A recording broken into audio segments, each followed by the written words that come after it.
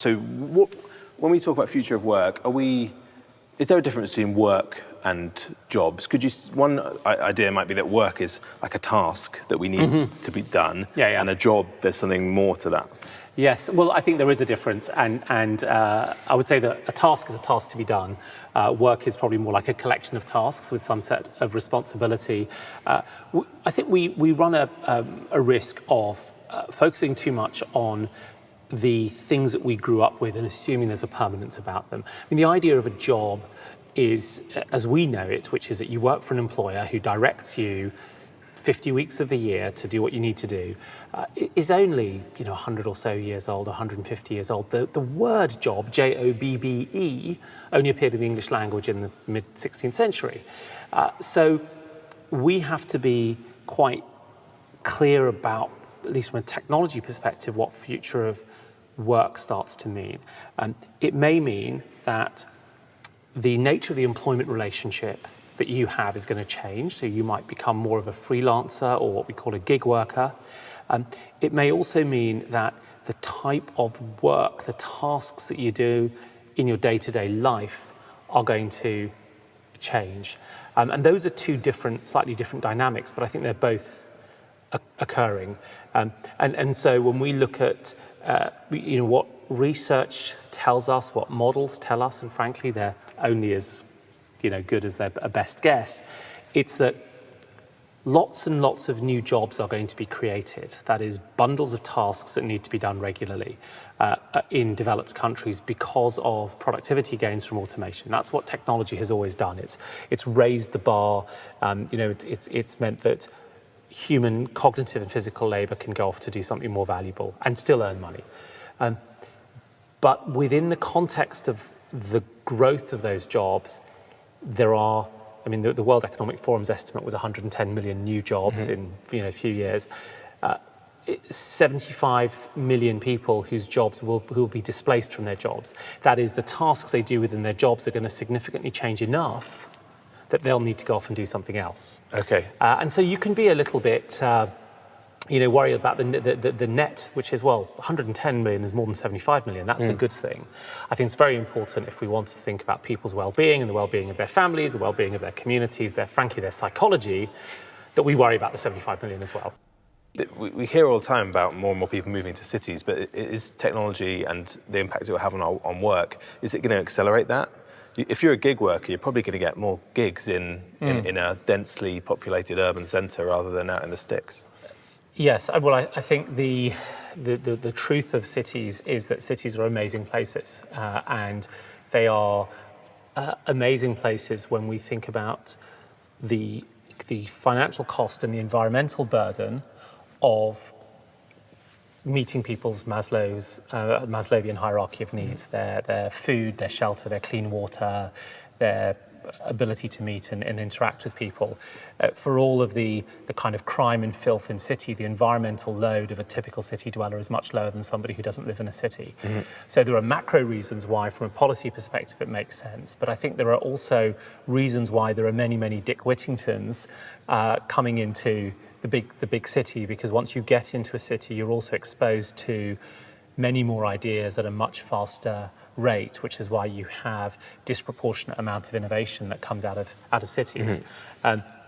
So I expect there to be a continuing urbanization of countries because of the natural superlinear returns to scale within cities.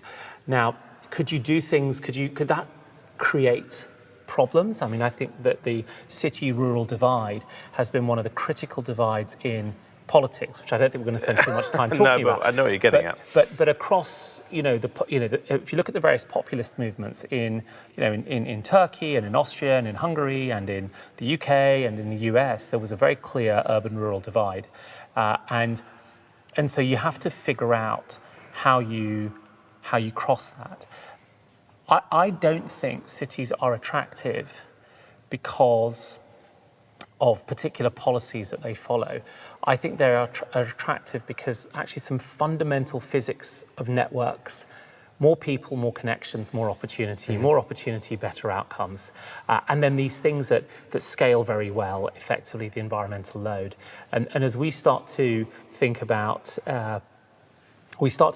moving to sort of sustainable forms of energy, so the solar switch and so on, and even things like vertical farms, high density farms, those things make sense in cities, and they make cities even better than they traditionally have been. So figuring out how we think about that and how we manage the fact that there are going to be people who are not going to be able or not going to want to move from sort of rural areas is quite an important one. And you mentioned then about in cities all these concentration of flows of information, of stuff, and it creating opportunity.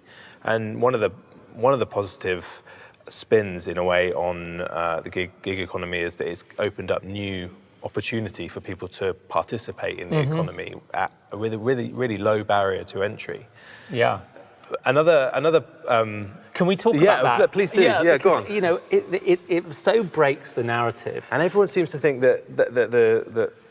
but there's a real dark side to it. But is that? Look, it breaks the narrative. There are lots of reasons why the gig economy creates opportunities and why it creates problems. And there's no question that the way that Uber for a while carried itself was not a particularly pleasant way for it or for us. The funny thing about the gig economy is that if you talk to Uber drivers, they're generally pretty satisfied.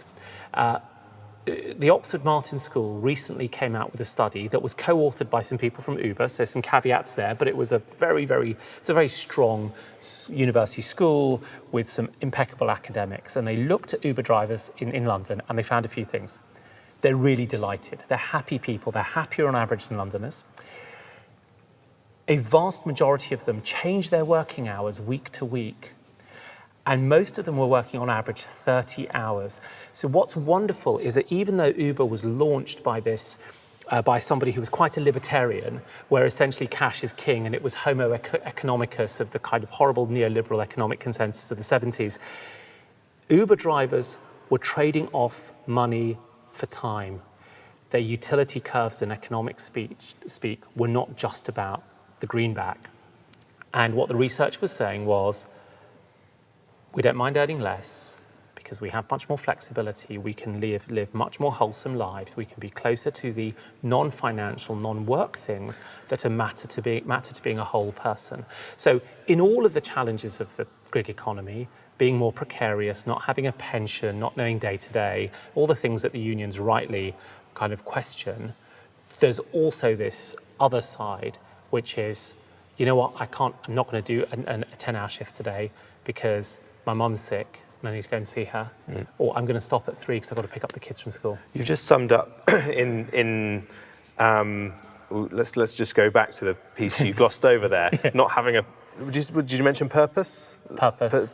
Maybe a lack of purpose, Yeah. security around pensions and health insurance, things like that.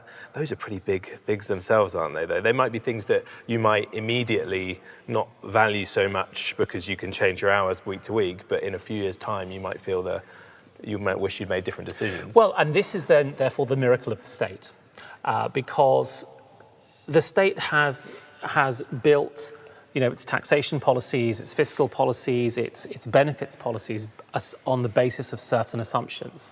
And all the institutions that sit around that are market institutions, for example, mortgage lenders and insurance companies and health providers, are also based on that. So in the last few years, I moved from being a PAYE employee to I'm a gig worker, right? I work for a bunch of different people.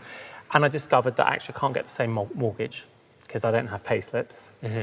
And I'm paying, whatever, 0.25 percentage point more than I would otherwise.